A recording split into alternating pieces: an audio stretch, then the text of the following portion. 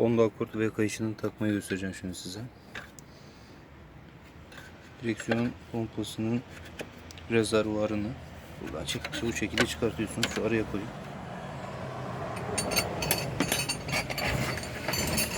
İhtiyacınız olan 14 uzun nokta. Ama bende kısa olduğundan dolayı bunu uzatma olarak kullanacağız. Bu şekilde takıyorsunuz.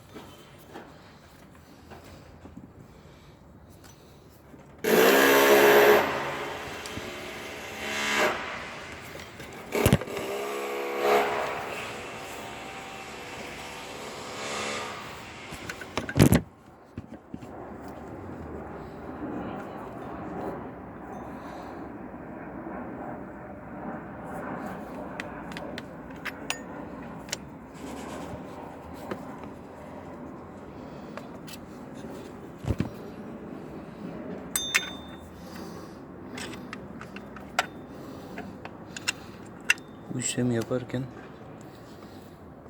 kayışı gerginin altından koyun. Genellikle direksiyon pompasının üstünden takmaya çalışanlar olur. Bu sefer zorlanırsınız.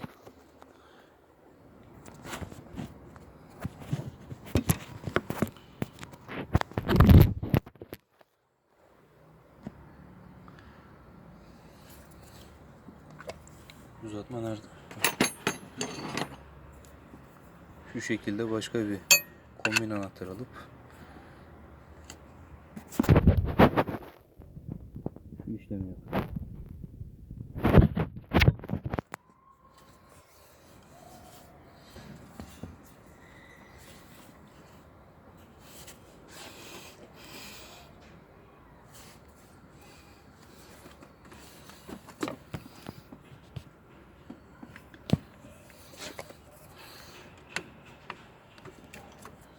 Bu şekilde attınız ve sonra bırakıyorsunuz.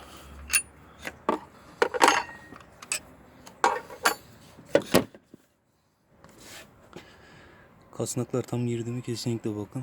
Kasnaklar yerlerinden kaymasın. Tam dişlerin yerine gelsin. İş yerlerine getirmezseniz yırtarak ilk etapta çalışır, yerinden de çıkabilir.